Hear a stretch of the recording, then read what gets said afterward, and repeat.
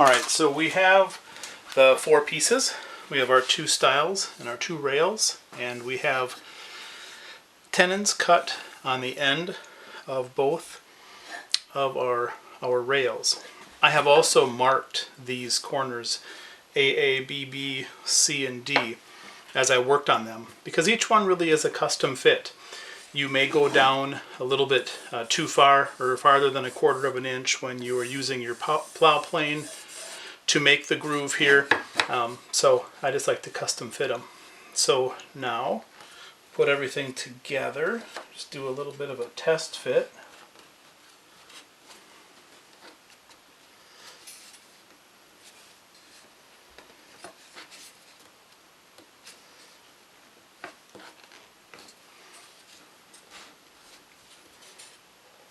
Alright, that looks good. And we'll see if we're worth our sawing technique here, how good that is. Oops, I want to use the finer gauge here. So we'll check our square, 30 and just slightly over 1/4. Maybe about a sheet of paper over 1/4, and 30 and 1/4. So good. I think what really helps is when you put your square on the same, your combination square on the same guide side, and you cut the lines where you want them to be with the scoring knife here, and that makes everything nice and straight when you make your cut. It helps quite a bit. So the next thing we'll do is cut a piece of 1/4 inch plywood, sand it on both sides to accept the paint, and we'll put that in here. What I will usually do is, these are 1/4 inch deep. I'll cut this, whatever the whole length and width should be to go into that 1/4 inch, I'll take off like maybe just a 32nd of an inch. That means there would be like a 30-second off this side and maybe a 30-second off this side. And that's about it. This is not going to move on you. It's a really stable piece. This is a 3-ply, and I've tested this before. I've mentioned this in other videos. I put a 4x8 sheet of this outside and measured it. Left it in the sun on a really hot, humid day, and then took it inside and put it in our house in the basement where it was cool and dry. And the difference moved it, I think, like a 4x8 sheet only moved by about a 32nd of an inch. So this stuff isn't going to expand and contract, as opposed to contrasting with if you were to make this panel out of solid wood. This would probably expand and contract. This is about probably 10.5 inches. That would probably expand and contract 1/8 of an inch, depending on your house and where you live, to all the way up to 1/4 of an inch. Okay, so this is how we'll start by making this is one of the end pieces, and we'll have 2 end pieces on the cabinet, and probably one in the middle too. I still haven't totally decided that. We'll have a frame for sure, but I might leave the inside open so you can put longer things inside there if you want on the shelves. So we'll make the other end pieces, and then we'll start to assemble that the cabinet carcass. So we're going to cut our floating panel out of a piece of 1/4 inch plywood. So I have my holdfasts and little pieces of soft cedar to protect my wood. And then I have this pull saw. This is a nice pull saw. It has rip teeth on it to rip down through, ripping into the end grain or along the grain, and it also has cross cut. So for this, the cross cut seems to work best. Okay, so this piece here is what I need. It gives me about 3/16 of an inch all the way around. It's larger than the opening, and that will allow 3/16 of an inch to go into those grooves that I cut.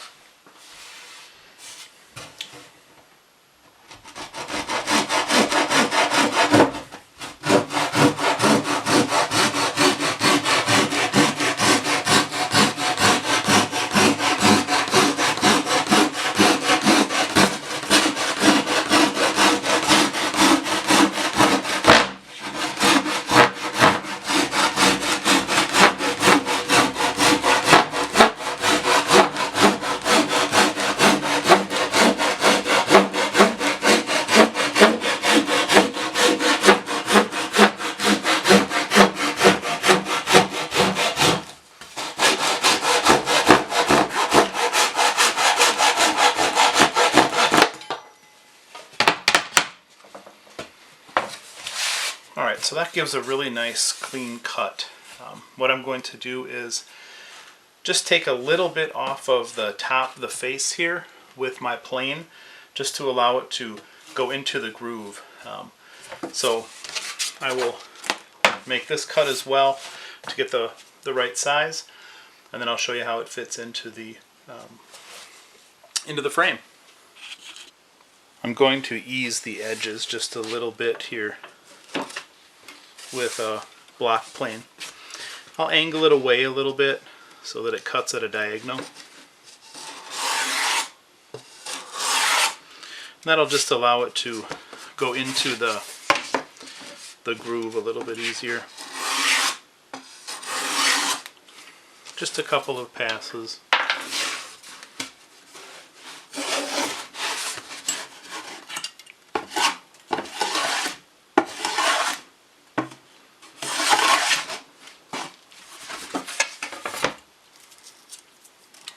So we'll do this all the way around, and then we'll see how it fits into the frame. Here's our frame. We have the two stiles, the two rails, with our tenons cut in there and a groove cut all the way around. So now we'll kind of wrestle our piece of plywood in here.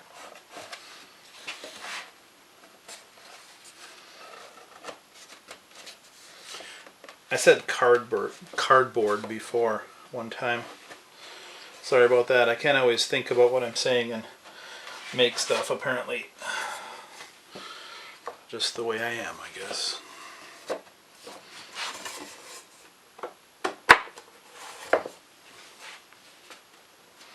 Alright, so we'll line everything up again.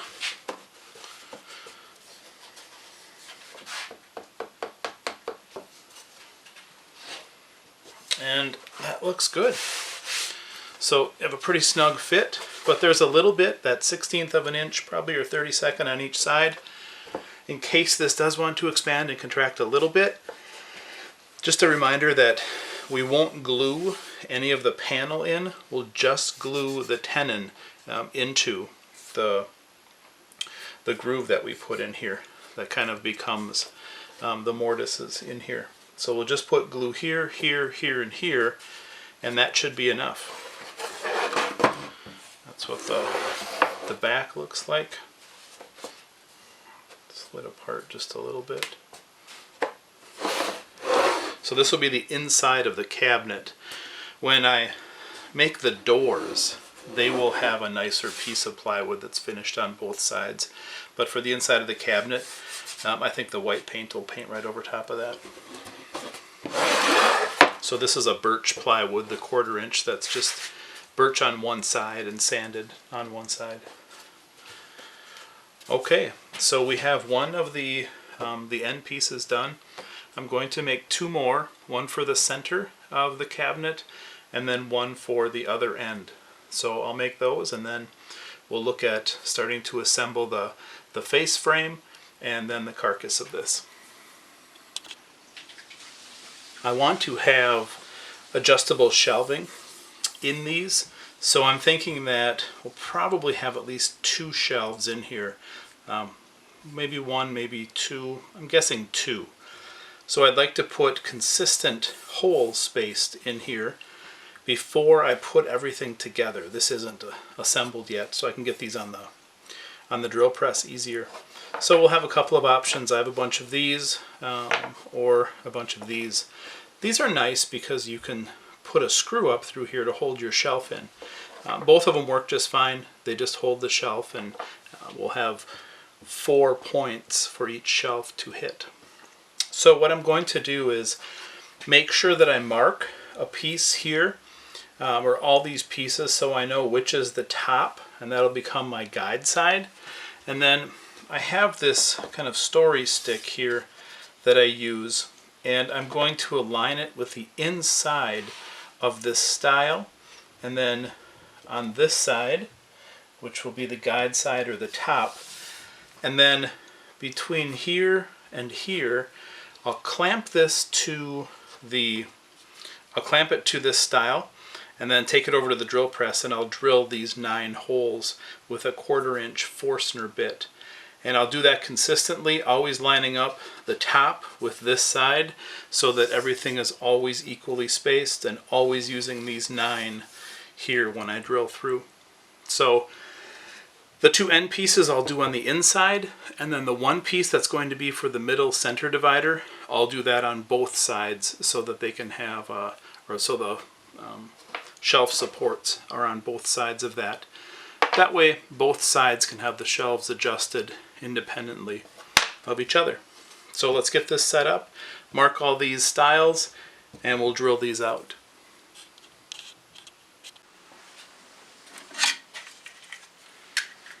I have clamped the story stick here with the pre-drilled holes. We're using as a guide to my stile, and you can see I need to drill from here so that the clamp is going to clear it. So I can start here and then go all the way down here, and the clamp, that should clear this too. Alright, so I've set a 1/4 inch Forstner bit. The Forstner bit gives such a nice clean hole in pretty much all the wood, so that's why I choose to use those. And we'll drill down a little bit past 3/8 of an inch. So I've set my depth so that every hole, it will stop at the same spot.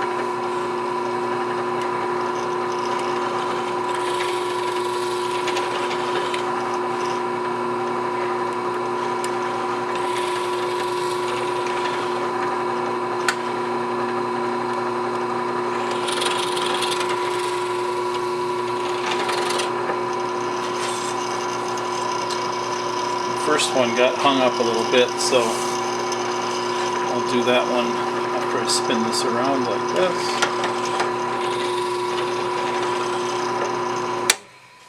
Alright, so let's take the story stick off and we'll see how they fit. Alright, so we have our 9 holes in here, and these 2 different types of shelf brackets will fit just fine in there. Alright, so I will continue to do the other 5 stiles before we assemble these 3 vertical panels, the 2 ends and the center panel. Alright, so we have the holes drilled here, and it's on both sides because this is the center panel.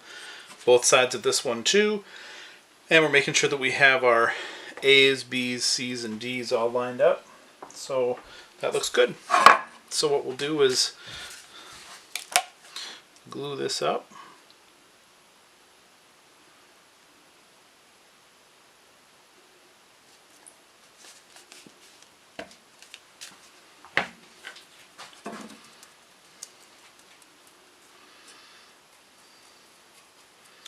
Make sure you put plenty of glue all the way in here. But remember, stop where we have our line so that we don't glue in the piece of plywood in the center.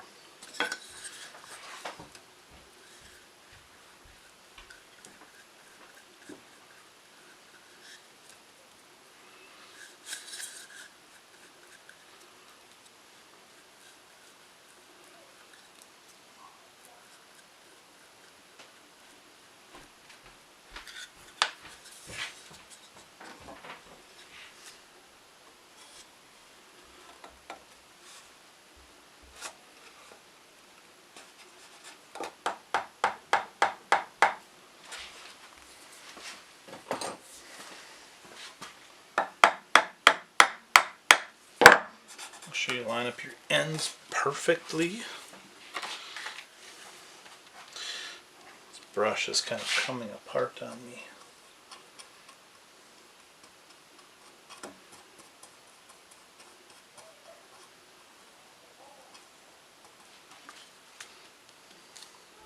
If you feel like you have any gaps that you have, geez, this brush is really bad.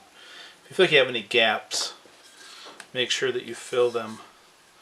Put a little bit of extra glue on there so that it will fill those gaps. If you're worried about having gaps in there, I do. I have gaps. Quit worrying about it. You're making a piece of furniture and it's going to have a little imperfection. You're making it yourself with hand tools. Okay, so there's going to be a little bit of that.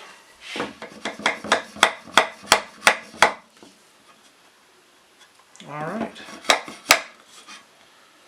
make sure you line that up. Then we will put our panel in here.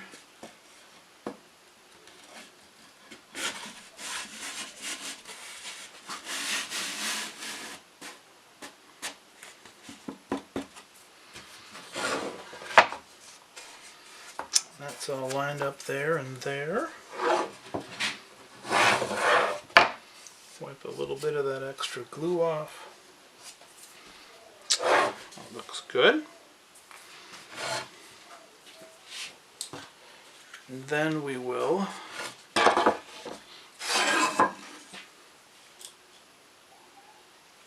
do this side. I think I'm just going to squirt a little bit of glue down in here.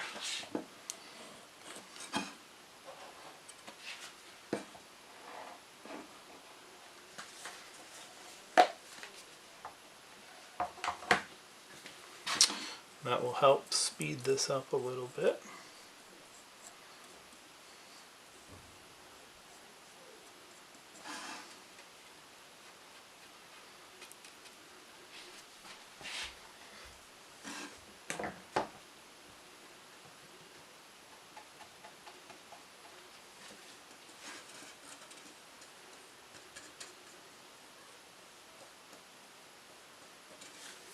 All right.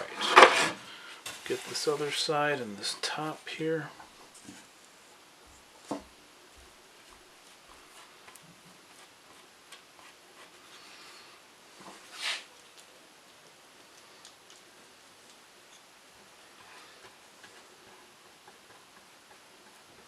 This brush is really, really bad. I think I must have used this before.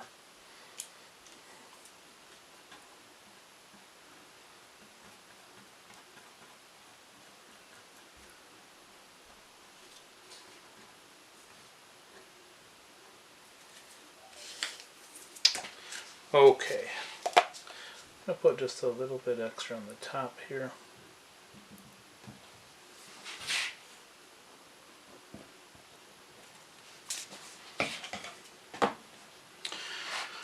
Okay, hopefully I don't have this too far out of camera range here. Make sure we line these up. Set this back down here and we'll pull this together, pull this together.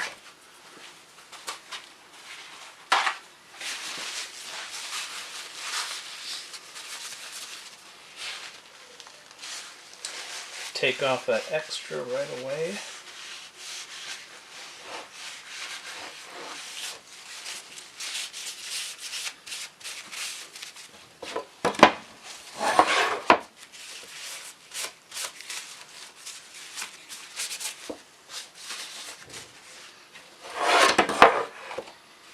Okay, so let me grab a couple of clamps.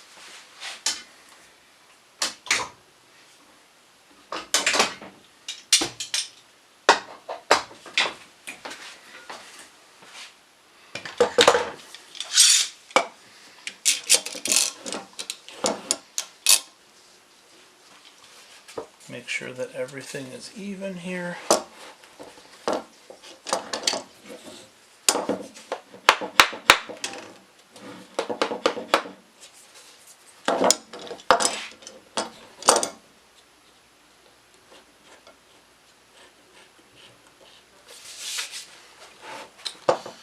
And over here,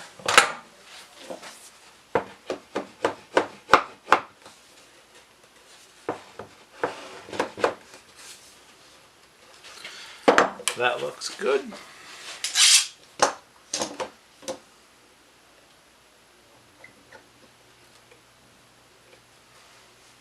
And don't squeeze all the glue out, but make sure you get a good joint, a good compression there. Not much is coming out, which is good. Okay, so last thing we'll do, double check for square. We were having with 33 1/4 before. 33 and exactly 1/4 there.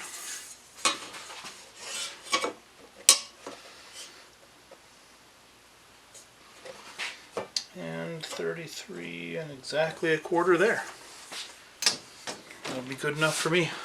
Alright, so we're going to finish assembling the other 2 of 3 vertical panels, and then we'll start looking at assembling the carcass.